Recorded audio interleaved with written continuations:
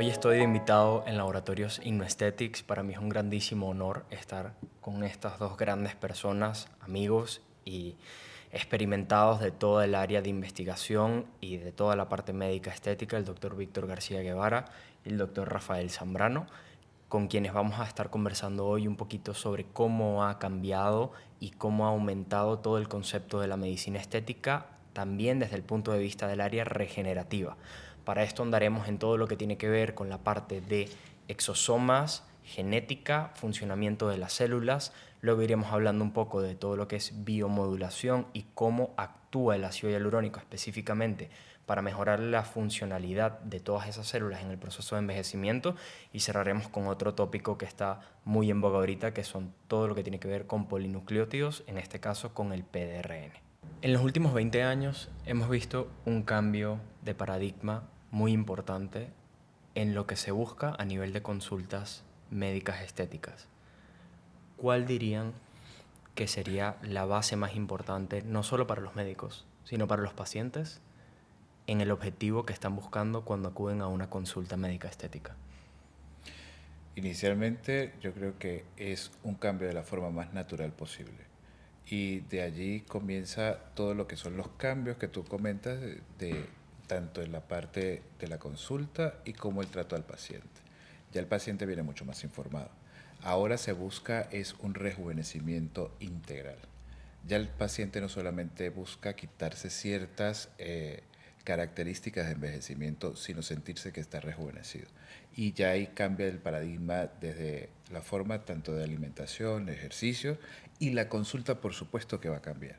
Y comienza, creo que es la era de todo lo que es la bioestimulación, la regeneración celular y los cambios importantes para que esto logre lo que se busca. Sí, en definitiva, en la actualidad las personas están pasando de verse rellenas o paralizadas a verse mucho más naturales.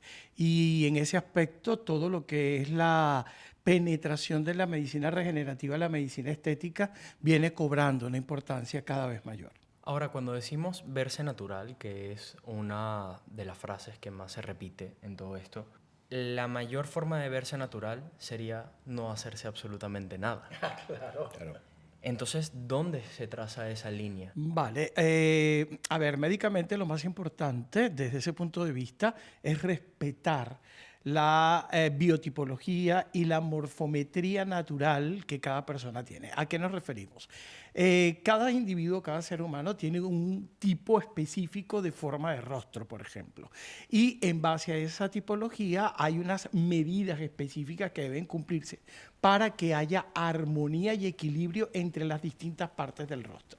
Entonces, lo que debemos buscar específicamente desde el punto de vista de cualquier tratamiento es mantener esa estructura natural que cada persona tiene desde el momento de su nacimiento y no transformarla para que la persona se parezca a otra, sino mantener sus rasgos característicos y aprovechar los tratamientos que tenemos en el área de medicina estética para resaltar los atributos más importantes que una persona puede tener y que evidentemente le van a proporcionar un equilibrio y una armonía mucho más interesante. Porque a veces la belleza las personas la miden por lo que el ojo mide. El ojo de cualquier ser humano sabe perfectamente lo que es bello y lo que no, inmediatamente.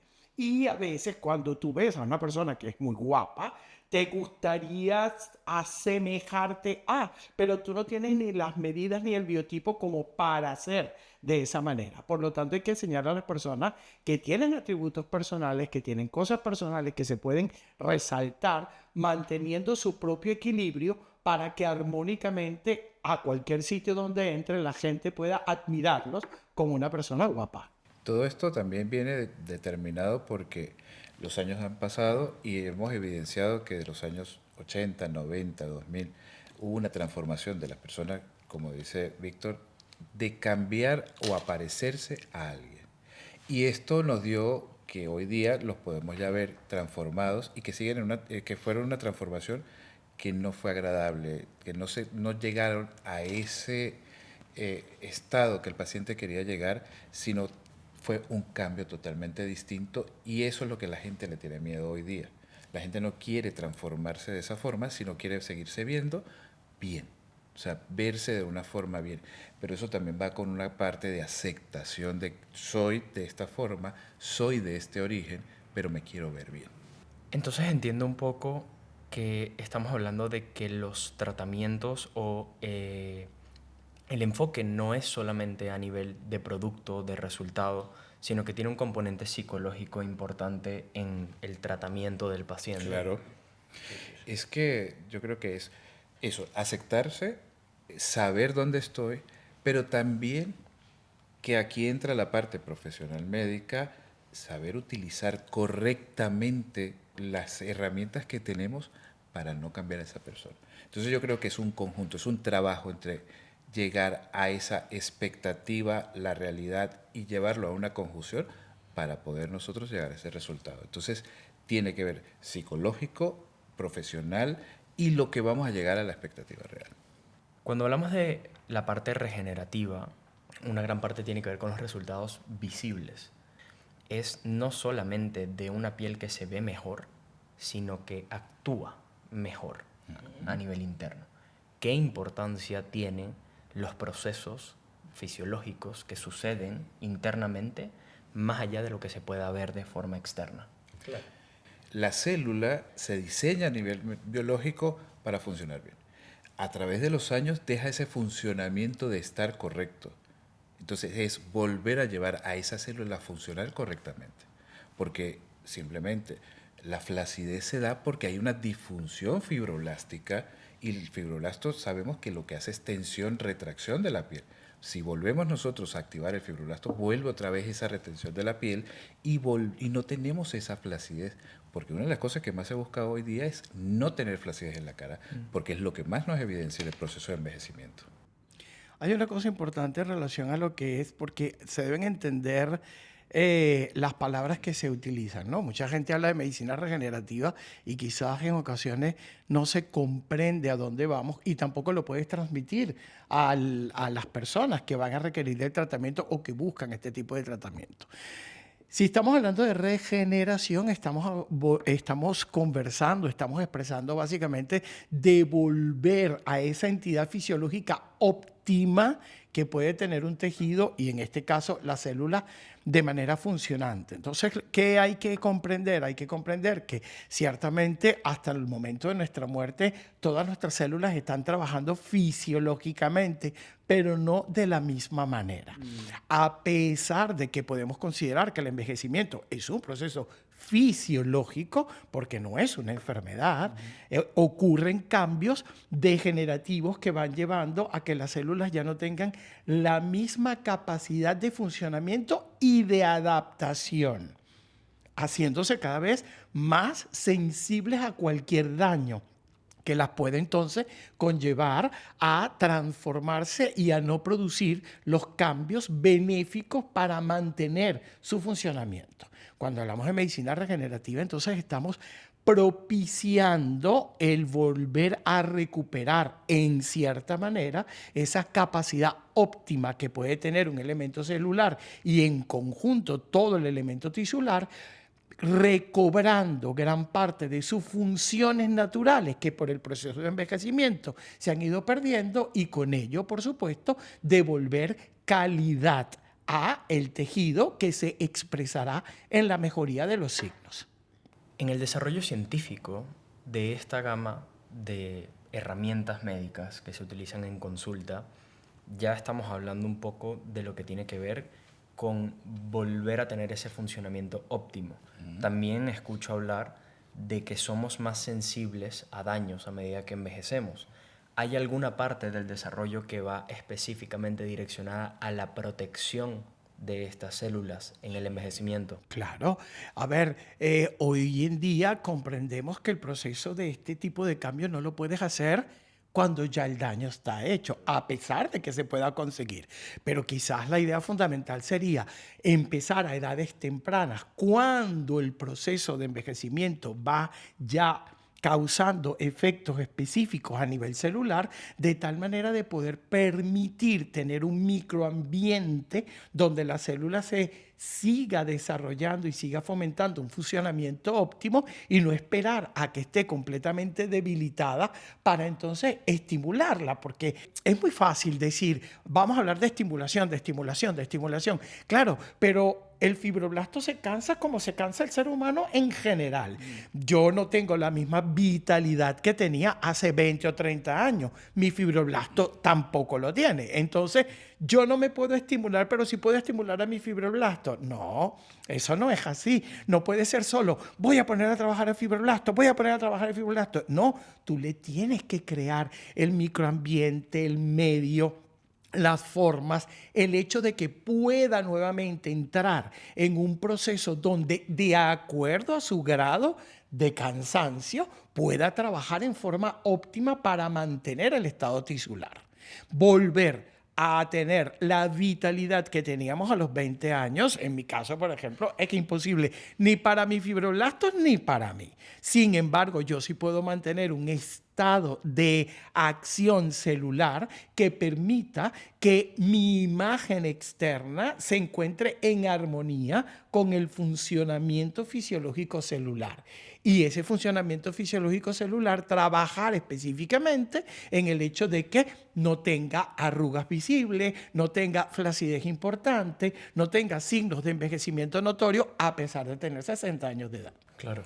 Y es importante saber que todo este deterioro celular, porque al final es un deterioro celular, se realiza, ¿por qué? Porque hay procesos inflamatorios, hay procesos oxidativos, hay estrés, que todos estamos expuestos a ellos de forma continua, nadie se salva de esto. Entonces es comenzar a cambiar todo eso y de igual forma la célula se va resintiendo y es evitar esos procesos con tratamientos específicos o con terapéuticas específicas que ya están demostradas que van a mejorar ese proceso.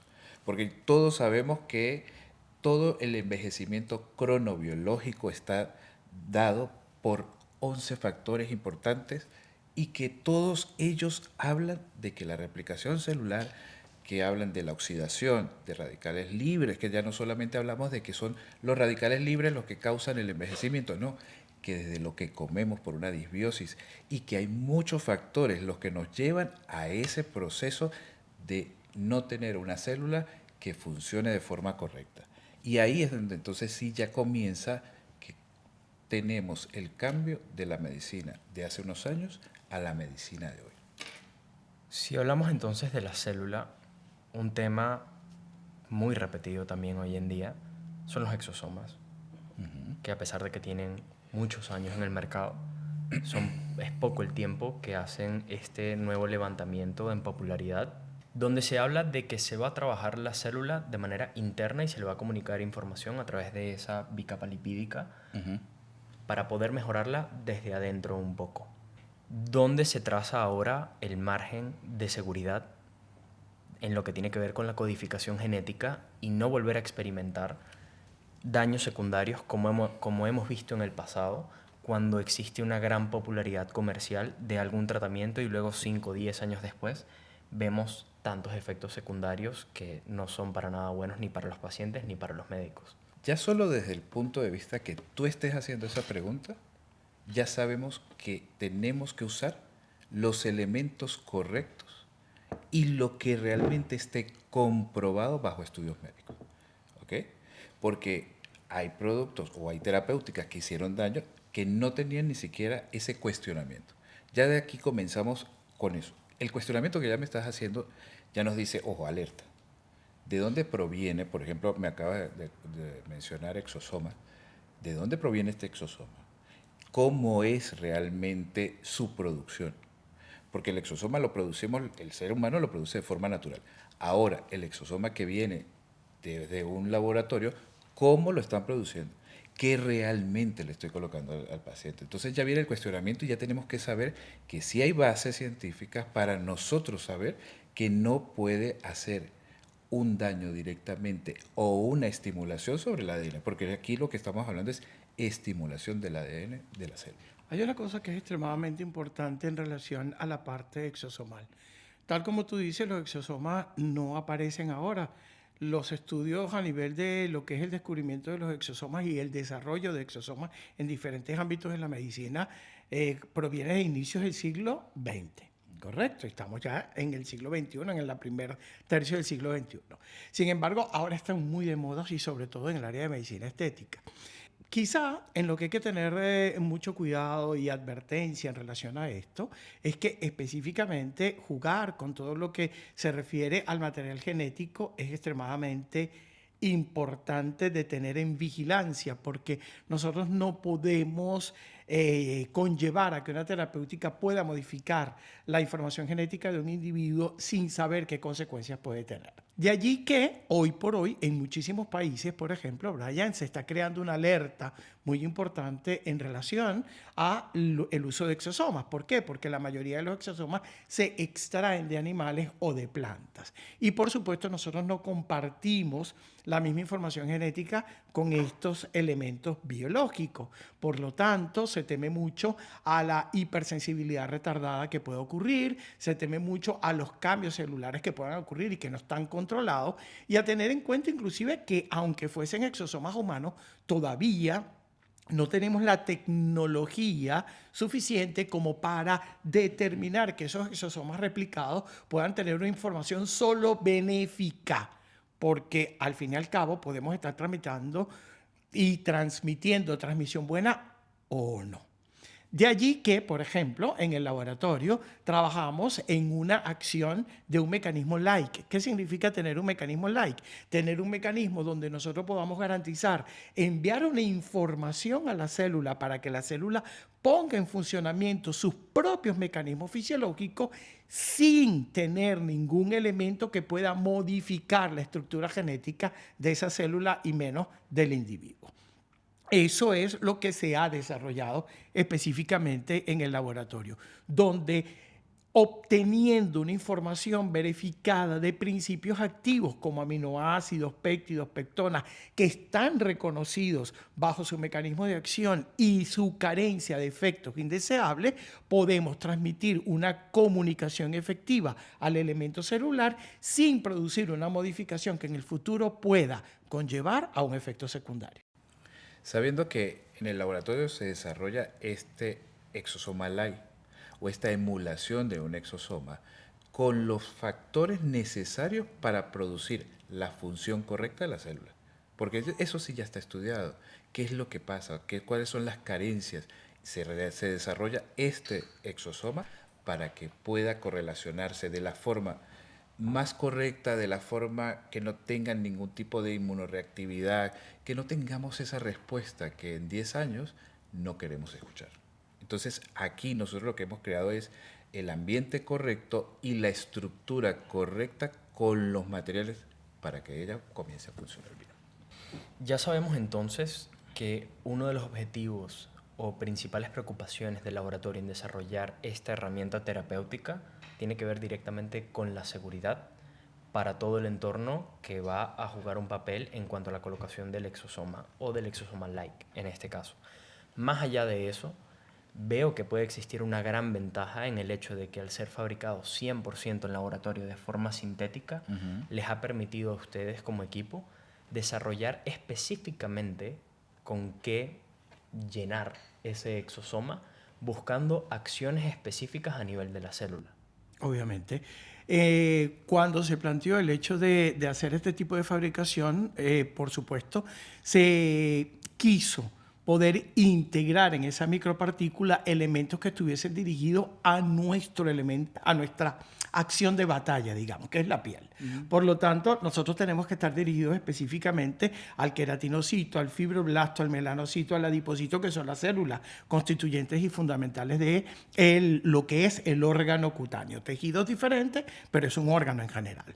Por lo tanto, se comenzaron entonces a hacer estudios a profundidad y buscar información bibliográfica y contenido científico en relación a qué usar, porque no es usar cualquier aminoácido, no es usar cualquier péptido, no es usar cualquier pectona, sino cuáles tienen realmente una acción válida de acuerdo al mecanismo de acción para poder conseguir un efecto terapéutico específico. Por ejemplo, te pongo un ejemplo muy fácil.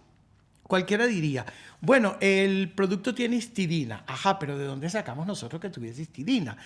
Resulta que la histidina es un aminoácido extremadamente importante para constituir elementos a nivel de la epidermis, sobre todo por acción queratinocítica del ácido urocánico y de la filagrina, que son dos elementos fundamentales. Uno, el ácido urocánico, para aumentar la capacidad de fotoprotección celular y disminuir la acción ultravioleta sobre la célula. Y otro, la filagrina, como la gran proteína que causa el efecto emulsionante entre grasa y elementos hídricos para mantener un manto hidrolipídico y una barrera cutánea óptima. Entonces, no fue que se escogió así pensando en que métele todo esto, no, se buscó profundamente una información concreta para poder delimitar cuáles eran los elementos, tanto en péptidos de señalización, péptidos de estructura, pectonas estimulantes y aminoácidos fundamentales para ejecuciones fisiológicas celulares específicas y de esa manera poder dar una información óptima a nivel celular sin ningún riesgo. Y buscando sobre todo que cada una de las características del envejecimiento o de lo que buscábamos mejorar en los pacientes, cuáles eran las causas que estaban fallando exactamente. Por eso, como dice Víctor, buscar a nivel profundo cada carencia de la célula, la caída del cabello, el enrojecimiento, el acné, las arrugas, la elasticidad, todo esto, los poros abiertos, todo esto tiene consecuencias gracias a escasez de. Entonces, nosotros lo que hicimos fue volver otra vez a llevar esos elementos específicamente a la célula. Y que este exosoma, like específicamente, tiene la capacidad de mejorar casi el 90% de las características que se producen en el proceso del envejecimiento. Y también nos va a ayudar, como les decía, a lo que es la caída del cabello, y de allí es un producto que va a trabajar directamente con lo que el paciente quiere mejorar a expensas de su proceso de envejecimiento. Pasando un poquito a lo que es la parte de bioestimulación y biomodulación, los he escuchado a ambos en sus clases hablar del ácido hialurónico como un elemento principal, más allá de los resultados, en los estudios que están detrás del ácido hialurónico. De hecho, si no me equivoco, han dicho que es una de las moléculas más estudiadas en cuanto a todo esto durante muchos años ya. ¿Qué hace específicamente el tener la elección en un producto de trabajar con distintos pesos moleculares, más allá de que sea ácido hialurónico? Hay una cosa que es muy importante, ¿no? En todo el aspecto de innovación y de crear siempre nuevas cosas para trabajar a nivel de la consulta, en lo cual los médicos siempre estamos muy interesados porque las personas buscan nuevos tratamientos y nuevos horizontes. Muchas veces recurrimos a diferentes tipos de moléculas. Sin embargo, yo particularmente, y esto es un concepto muy personal, soy de los que piensa de que si yo tengo algo que ha demostrado una seguridad extrema en relación a su uso, yo prefiero mal conocido que nuevo por conocer. Entonces, el ácido hialurónico es una molécula que tiene tras de sí estudios muy profundos donde pierde ese concepto que a veces todos tenemos que el efecto biorrevitalizante es un efecto de hidratación, porque el ácido hialurónico es una molécula que tiene la posibilidad, aunque se extraiga biotecnológicamente, de entrar en contacto con receptores específicos que modulan la actividad celular, que modulan la inflamación, que disminuyen el elemento inflamatorio y oxidativo a nivel del elemento cutáneo, y que además de eso tiene una capacidad de estimulación de síntesis y de renovación celular muy importante. De allí a que también se puede considerar una acción regenerativa cuando estás utilizando hialurónico. ¿Por qué utilizar pesos moleculares diferentes y hacia dónde va este hecho? Igualmente, no lo hemos descubierto nosotros, lo dice la ciencia a través de muchísimos estudios en muchos años. Podemos buscar estudios de más de 25 años que vienen más o menos ahondando y profundizando en este criterio. La molécula de ácido hialurónico, cuanto más grande es, mayor efecto de estimulación pasiva puede causar y mayor contacto receptorial puede tener. Una molécula de ácido hialurónico pequeña, que también existen, Existen muy pequeñas, de alto peso o de muy alto peso molecular. Las moléculas más pequeñas tienen un efecto de acción mucho más rápida, un efecto mucho más revitalizante, mientras que las moléculas mucho más grandes tienen un efecto más regenerador del tejido. Entonces, por ejemplo, productos como los que nosotros tenemos en el mercado, uno en especial que llama mucho la atención, que maneja 2 pesos moleculares diferentes, lo que busca en esencia, en profundidad, es tener ese efecto revitalizante que la persona, que el individuo quiere ver inmediatamente, porque tenemos que estar todos claros que vivimos en la época de la inmediatez. La gente quiere ver el resultado ya. Entonces, a través de esta molécula podemos tener ese efecto revitalizante donde te ves la piel hidratada, brillante, tensa, correcto, ese cambio que tú ves inmediatamente, mientras que la otra molécula mucho más grande trabaja en el efecto modulador, trabaja en el efecto regenerativo, y que ese resultado no solo sea el efecto de la inmediatez, sino que sea un efecto que se pueda mantener en el tiempo. Y hay que saber que los pesos moleculares van a ir a trabajar a profundidades. ¿Okay? Nosotros necesitamos que vaya desde los tejidos más profundos a los más superficiales. Muchas veces hablamos que simplemente el ácido hialurónico hidrataba. No, eso es una de las acciones biológicas del ácido hialurónico. Pero tiene, como lo sabemos ya, el proceso inflamatorio en algunos casos y antiinflamatorio en otros casos. Porque en algunos casos la inflamación nos pudiese ayudar en ciertos procesos de mejorar.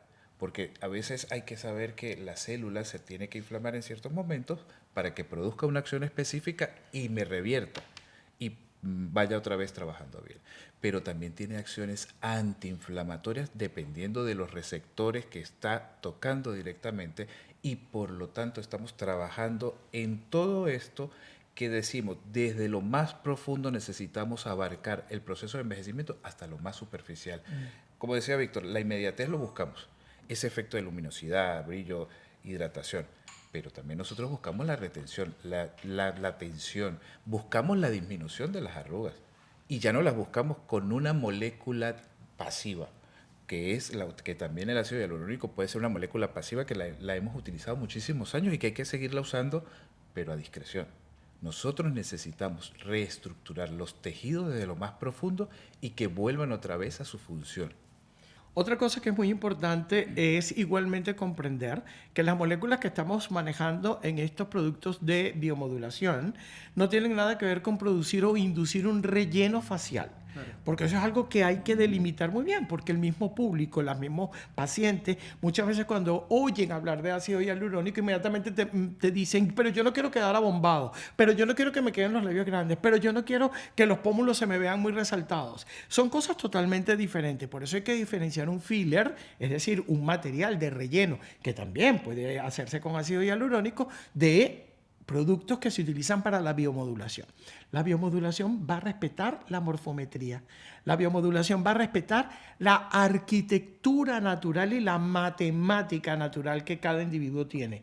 Va a resaltar mecanismos a nivel cutáneo para devolver a la piel condiciones que has ido perdiendo con el tiempo. O inclusive, yo te diría más, Brian, accionar preventivamente para que esas modificaciones no se causen, sin cambiar ninguna acción estructural básica del individuo. Entonces, no estamos hablando de un relleno.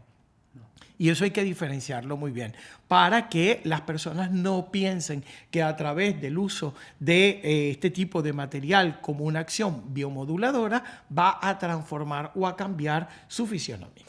Entiendo también entonces que el alto peso molecular, la inducción de este elemento a el ambiente celular, genera también una mayor capacidad de receptores a nivel de la piel. ¿Eso es correcto? Correcto, es correcto. Y eso es por el alto peso molecular específicamente. Claro, ese alto peso molecular, por supuesto, una molécula que es mucho más grande y que ocupa un espacio mucho más importante a nivel tisular, tiene mayor capacidad de entrar en contacto con los diferentes receptores donde va a generar estos cambios de acción, de acción cambiante regenerativa, valga la redundancia.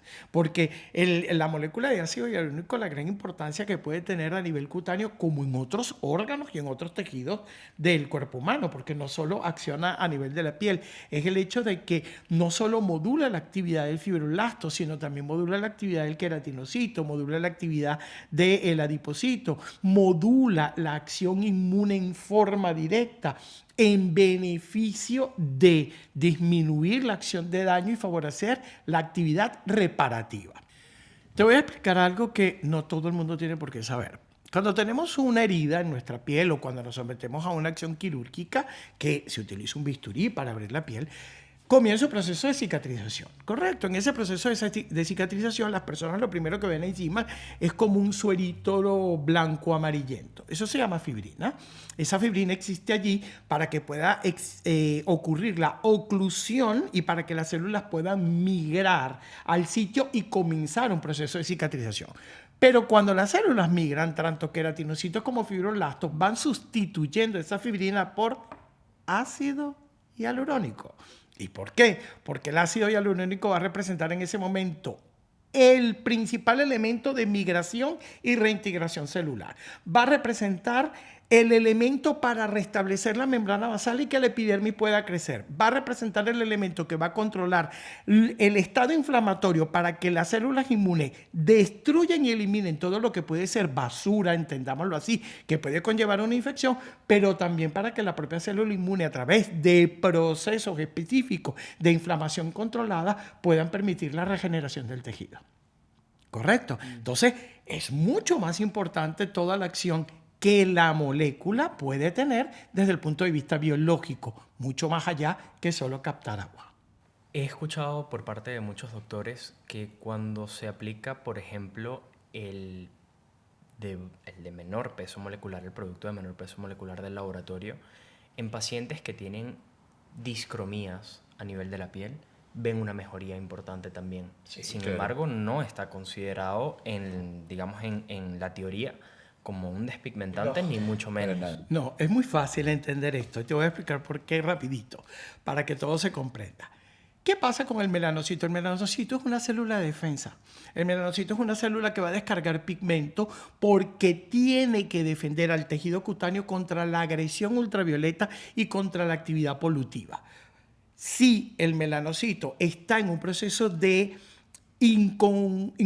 digamos, inadaptación, porque está recibiendo mucho efecto de estrés, donde todas las células le están avisando que están siendo afectadas, él tiene que descargar y tiene que descargar melanina para producir ese efecto de defensa.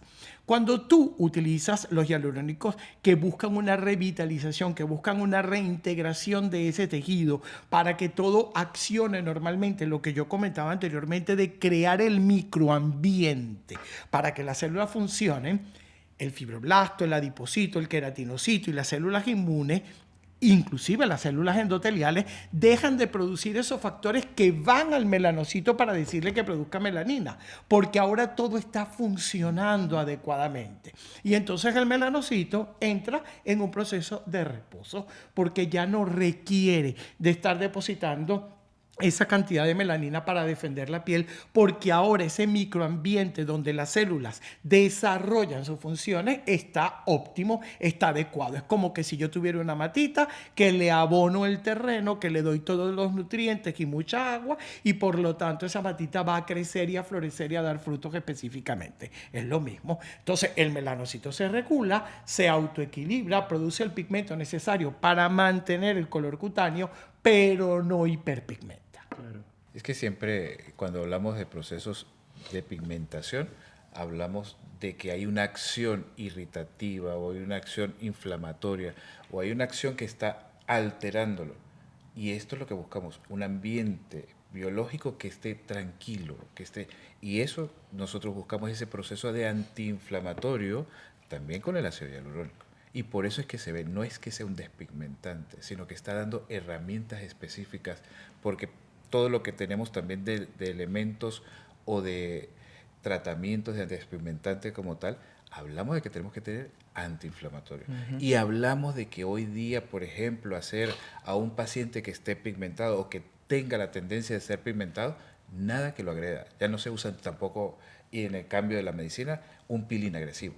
Ya los peeling no pueden ser agresivos porque nos han dado más dolores de cabeza que beneficios. Entonces, todo lo que sea antiinflamatorio, la acción correcta celular, el microambiente fisiológico correcto, es lo que nos lleva a esos resultados.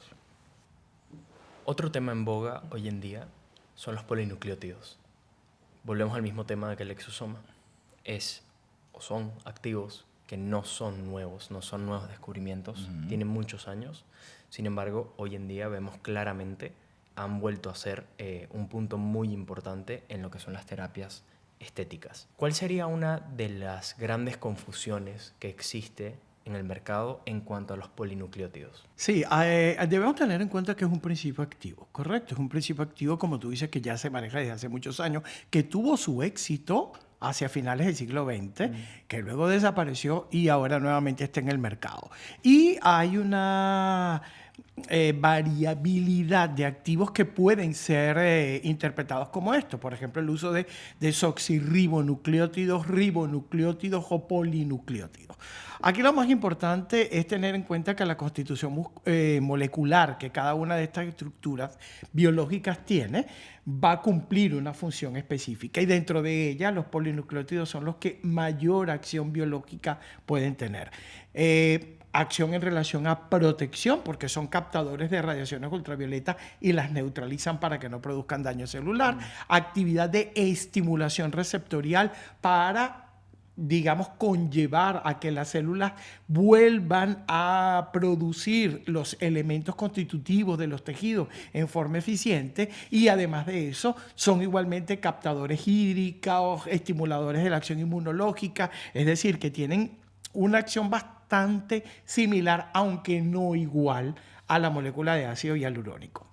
De allí que se le pueda comparar con esta, o mejor aún, se le pueda combinar con esta para tener efectos todavía muchísimo más importantes, que no tienen, vuelvo a repetir, no solo que ver con medicina estética. Si nosotros buscamos información en relación, por ejemplo, al uso de polinucleótidos desde el punto de vista de medicina regenerativa pura, vas a encontrar estudios en relación a, por ejemplo, cicatrización, en relación a todo lo que es renovación tisular a nivel de elementos de pérdida, a nivel corporal, por ejemplo, donde el uso de polinucleótidos demuestra un estado regenerativo realmente extraordinario. ¿Cuál es la verdadera capacidad de regeneración que tienen estos polinucleótidos hoy en día en comparación a otros productos o otras herramientas que existen en el mercado? Mira, una capacidad regenerativa es realmente bastante difícil de medir, porque no depende únicamente del activo, depende igualmente de cómo el tejido de cada persona pueda responder a ese activo. Entonces, establecer una acción comparativa de, por ejemplo, de polinucleótidos con hialurónico o hialurónicos con exosoma es bastante complejo porque no tendríamos una forma eficiente, objetiva de medir hasta dónde puede llegar. Cualquiera de estos productos ha demostrado en todo lo que son estudios in vitro tener esas posibilidades de cambio fisiológico a nivel celular en forma óptima. Cualquiera de ellos. Depende muchísimo en la progresión de esa acción de cambio celular, la base. Y la base es el organismo de cada individuo. ¿Que son realmente interesantes? Sí, muy interesantes. Y que cuando se combinan, como por ejemplo el caso de nuestro producto, que es DNA Pepta, en ese caso nosotros estamos manejando polinucleótidos en conjunto ya con una molécula de hialurónico y además hemos colocado péptidos estimuladores de síntesis. Eso hace que yo por un lado estoy haciendo una acción de estimulación, por un lado estoy haciendo un efecto biomodulador y por otro lado estoy impulsando la actividad regenerativa importante que tiene el polinucleótido. Y en conjunto hacer una sumatoria y una sinergia de efectos celulares que me van a traer un beneficio mucho más importante. El daño celular siempre va a estar determinado y va a ser a expensas de cómo ha sido ese daño o la exposición de ese daño de la célula. Entonces, es un conjunto que va a ser en reparación directamente para que, dependiendo de qué daño, voy a ir a hacerlo. ¿Cuál vamos a utilizar de compararlo con el ácido hialurónico? Es que todo va a ser dependiente de. Lo que sí sabemos y está comprobado que desde hace muchos años los polinucleótidos han avanzado en reparación. Hay un caso que se expuso hace un tiempo de polinucleótidos donde en torsiones testiculares en infantes utilizaban polinucleótidos y ayudaba a la reparación. Ayudaba a que, ya después de una torsión testicular, pues ahí va a haber un daño que es ya permanente y ayudaba a que ese proceso mejorara mucho más rápido. O sea, que no es algo nuevo, es algo que ya se ha comprobado y que ahora, como dice Víctor, en estética estamos volviendo. ¿Por qué? Porque hemos comprobado que estamos en regeneración, en ayudar todos estos procesos a mejorarlos.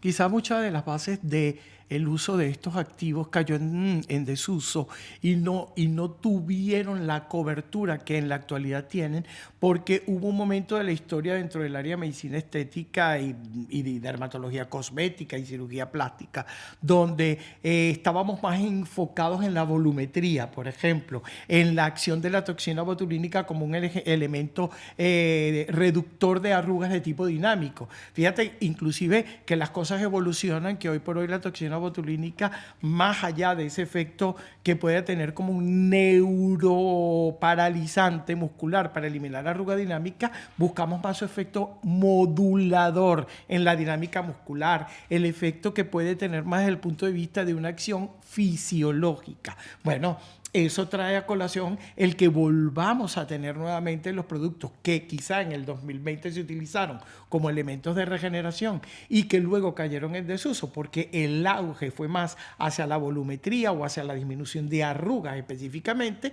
y nos damos cuenta que la población realmente busca una actividad mucho más natural, mucho más moduladora, mucho más de mantener su estética, de resaltar su propia estética y de conservar ese efecto de que te veas bien para la edad que tiene y no parezcas algo diferente a eso. Y creo que ya también hemos aprendido a nivel médico que si nosotros no solucionamos desde la base el problema, simplemente lo que estamos es maquillándolo. Y que al cabo de un tiempo vuelve otra vez a estar tal cual como inicialmente. Pero ya con toda esta gama de tecnología, de avances, de volver otra vez a estudiar, de volver otra vez a investigar, podemos decir que conjunto con todo esto, más todos los tratamientos que nos van a ayudar en la inmediatez, como toxina o algún relleno en algunos casos, van a dar un resultado más duradero, el paciente se siente más satisfecho y realmente buscamos que la función celular vaya en conjunto con ese rejuvenecimiento o que nos veamos bien de la forma más correcta posible. Y la forma más correcta es funcionamiento celular, verme bien y sentirme bien. Otra cosa importante es el hecho de que ellos pueden combinarse. Y eso es una gran alternativa. Por ejemplo, un área desde el punto de vista estético que es bastante sensible, pero muy importante de tratar, es el área periocular. Entonces, la combinación de tener la base, por ejemplo, de que los polinucleótidos pueden tener un efecto muy importante a nivel de esta área, pero que además el hialurónico, ya de un peso molecular mucho más restringido, porque la piel es mucho más delgada, que revitalice, pueda aunarse a ese efecto y que pueda ser inclusive aumentado ese efecto regenerativo con la actividad de un exosoma light, puedes conseguir entonces una acción primero terapéuticamente mucho más rápida, pero mucho más duradera, y sobre todo ir causando un efecto que influya en un cambio mucho más benéfico para el paciente, de una permanencia mucho mayor, porque a la gente le interesa mucho la longevidad que un tratamiento pueda tener, pero vuelvo a insistir, manteniendo los rasgos propios que cada quien pueda presentar. Entonces, la combinación de elementos de un tipo y otro igualmente son hoy por hoy una gran clave en un tratamiento que realmente cubra expectativas no solo de los pacientes, sino también de quienes practicamos la medicina. Claro. Y comenzar desde las tempranas edades estos tratamientos, porque ya sabemos que esto se evidencia a partir de los 20, 25 años, ya evidenciamos signos de envejecimiento celular. Cuando nosotros comenzamos a partir de esa edad ya a tratar la célula, no vamos a hacer correctivos directamente, vamos a ir a ser preventivos a todos los efectos que produce el envejecimiento. Y es una de las áreas más importantes del área periocular. todos empezamos a notar el proceso de envejecimiento en el contorno de los ojos. Es lo primero que se ve, es lo primero que evidenciamos, que se lo damos a consecuencias del cansancio, pero no es cansancio, es que la célula no está funcionando correctamente y porque la piel es muy débil, es muy frágil, se comienza a ver mucho más rápido esos signos de envejecimiento. Claro. Indagando un poco en esa parte de la combinación, terapias integrales para buscar mejores resultados, hay muchas herramientas en el mercado hoy en día, hay muchas moléculas, muchas opciones de tratamiento. Ya de por sí es abrumante. Si hablamos de combinaciones, las probabilidades o la cantidad de combinaciones que se pueden hacer es un número monstruoso. ¿Cuál sería una recomendación para sus colegas profesionales para no sentirse abrumados entre tantas opciones? Sobre eso yo te puedo comentar algo que es importante. Más allá de la combinación de nuestros propios productos, que de por sí nosotros estamos trabajando y hemos desarrollado y estamos desarrollando estudios para garantizar justamente los resultados, te puedo decir que, por ejemplo, el uso de todo lo que son los dispositivos médicos de energía cada vez se hacen más populares. ¿Y qué experiencia hemos tenido? Quizás no mía propia, pero sí de muchísimos colegas fuera que manejan láseres medianamente ablativos o láseres fraccionados, por ejemplo, y que utilizando en forma inmediata, posteriormente a la sesión de láser, Inuexoma Exoskin o en este caso MOIS en la parte superficial, logran tener estados de recuperación de la piel y de mejoría de los signos que la propia actividad lumínica produce sobre la piel, mucho más importante que cuando utilizan el dispositivo de energía solo. Entonces, claro, yo diría, en este caso, porque es una pregunta muy interesante la que tú haces y ciertamente la variabilidad de cosas que puede haber es impresionante. Yo creo que lo más recomendable es que cada médico piense en cuáles son su caballo o sus 2 o 3 caballos de batalla más importantes y pueda asociar a estos elementos el beneficio de los productos que producen regeneración cutánea. Y también saber qué es lo que estamos buscando. Porque no con todos los pacientes vamos a buscar lo mismo. O sea, no todos los pacientes vienen a un rejuvenecimiento periocular. Vienen pacientes por rejuvenecimiento periocular, pacientes que vienen por hiperpigmentaciones, pacientes que vienen por flacidez. Cada uno de ellos tiene algo específico o una batería específica de productos para ser combinados.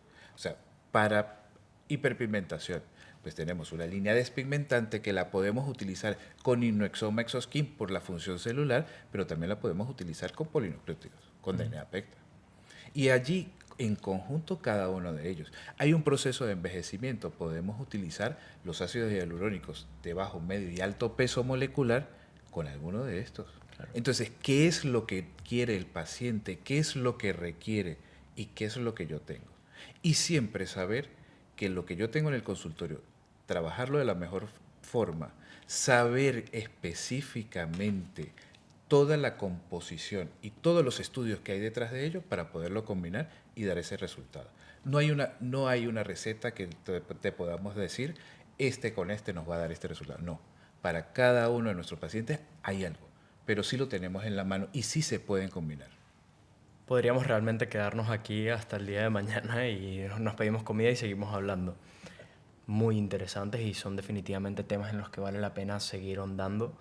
Para todo esto, podemos estar revisitando sus clases, los talleres y todos los eventos próximos que estaremos haciendo, no solo en Venezuela, sino a nivel mundial, desde Laboratorios Innoesthetics. Muchísimas gracias por estar aquí conmigo el día de hoy. Para mí es un honor estar con ustedes dos y he aprendido mucho más en este poco tiempo que hemos compartido juntos.